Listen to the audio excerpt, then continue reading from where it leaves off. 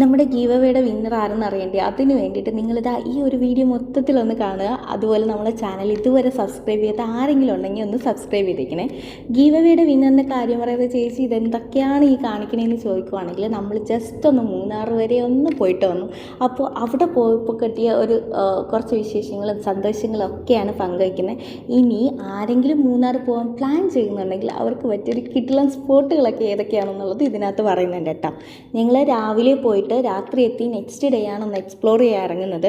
So നല്ല മഴയുണ്ടായിരുന്നു, നല്ല തണുപ്പുണ്ടായിരുന്നു, കിടിലമായിരുന്നു. സോ റെയിൻകോട്ടൊക്കെ ഇട്ട് ആദ്യം ഞങ്ങൾ പോത്തമേട് വ്യൂവിലേക്കാണ് കേട്ടോ. ഇവിടെയാണെങ്കിൽ സൂപ്പറാണ് കേട്ടോ.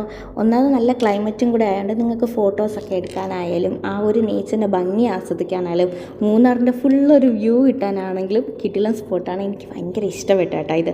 ആൻഡ് അവിടെ നിന്ന് നേരെ നമ്മൾ പോകുന്നത് മാട്ടുപ്പെട്ടി ഡാമിലേക്കാണ്. മാട്ടുപ്പെട്ടി ഡാമിൻ്റെ വ്യൂ ഒക്കെ ഒന്നും പറയില്ല, ഒരു രക്ഷയില്ല.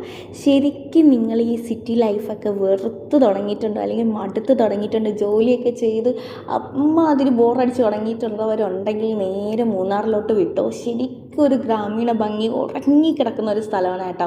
നിങ്ങൾ ശരിക്കും ഒരു വില്ലേജിലേക്ക് അലിഞ്ഞു ചേരുമെന്ന് എനിക്ക് ഉറപ്പാണ്. Then we went to eco point. Eco പോയിൻറ്റിൽ പോയപ്പോൾ ബോട്ടിങ്ങും കാര്യങ്ങളൊക്കെ ഉണ്ടായിരുന്നു. കുറച്ച് അത് എക്സ്പ്ലോർ ചെയ്യുന്നത് കുറച്ച് ബെറ്റർ ആയിരിക്കും എന്ന് എനിക്ക് തോന്നുന്നു. നെക്സ്റ്റ് പോയത് നമ്മൾ കുണ്ടല ഡാമിലാണ്. ഇവിടെയാണ് കിടിലം ഫോട്ടോസൊക്കെ എടുക്കാനായാലും വ്യൂ ആയാലും കിടിലമാണ്. ആൻഡ് ഇവിടെ നിന്ന് ഞങ്ങൾ വട്ടവട പോയിട്ടുണ്ടായിരുന്നു. അതിൻ്റെ വിശേഷങ്ങളായിട്ട് നെക്സ്റ്റ് വീഡിയോയിൽ കാണാം. അപ്പോൾ നമ്മുടെ ഗീവ് അവേ വിന്നർ ആരെന്ന് അറിയണ്ടേ, ജസ്റ്റ് ഒന്ന് കമൻറ്റ് ബോക്സിൽ നോക്കിക്കോ. അപ്പോൾ ഇന്നത്തെ വീഡിയോ ഇത്രയേ ഉള്ളൂ. ബൈ.